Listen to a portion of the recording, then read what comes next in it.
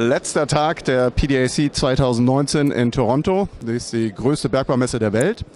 Wir sind hier bei Go Cobalt Mining, einem Unternehmen, über das wir schon verschiedentlich berichtet haben, und wollen uns mal ein Update geben lassen. Welcome, good to have you here. Perhaps we should talk about your latest press release where you announced that you acquired a new project, the third in your portfolio now, I think. So, but before that, please shortly introduce yourself and tell us about yourself. Sure. So I am Jacob, or some people know me as Jaap Verbaas. I'm the Vice President of Exploration, and I came on with the company about 1.5 years ago after I finished my PhD on the rocks that the Monster property is on. So started with Go Cobalt then. Our recent acquisition is in Quebec. It's 100 kilometers north of Havre-Saint-Pierre. The property is centered on an anorthosite complex. Anorthosite is a type of rock that globally hosts big deposits, or big nickel and copper deposits. On the edges of this complex are several veins of massive sulfide that contain nickel, copper, PGE, and a tiny bit of gold as well. So that's the exciting part for us, and of course, we're using those veins in order to. We're gonna use those veins on the edges of the complex to start looking on the inside of the complex and hope that they're remobilized from there. Yeah. So PGE is platinum group elements, for those of us who don't know that. Platinum, Palladium. Palladium certainly very interesting at the moment because of the high price. So now you've got almost everything in your portfolio needed in a battery, electric vehicle battery, lithium-ion battery, except lithium, I think. Yeah, but there's enough lithium projects around anyways. So tell us a bit about your other projects, what you want to do at Monster, at Paraguay this year, or what are the plans there? Yeah, so we have tried to expose ourselves to the entire range of battery metals.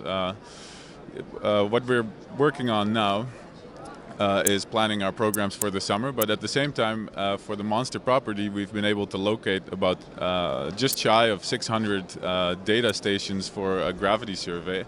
We've reappraised that data and recorrected the data, etc. We're just going through that, and we're adding that to the geophysical database in order to generate further targets. So a big part of our coming summer is going to be to extend that with another probably about 1,200 data points. And using gravity and magnetics really is key for projects like the Monster, IOCG style projects. That's how you see that most of the big deposits in Australia have been targeted that way. So that's a big part, and we have acquired, or we've been financed with $300,000 of flow-through financing for the Yukon. We will apply for a government grant as well there, so we'll probably be spending upwards of $300,000 in Yukon. In Quebec, we have the Bergbaumesse project, as you mentioned. That's a vanadium, lead, zinc claim. So the exciting element for us, of course, being vanadium for the redox flow batteries. We're going to go into the Bergbaumesse as soon as the snow melts, which will be mid-May. Mid-May. Just in order to have an initial look and design a program there for later in the summer. And so it's hard to say exactly what kind of work we will be doing in detail right now, because it depends on the properties of the rocks and which geophysical methods might work.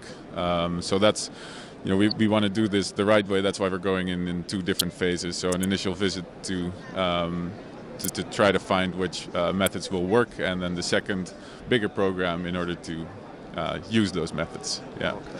Mm-hmm. And the newest property?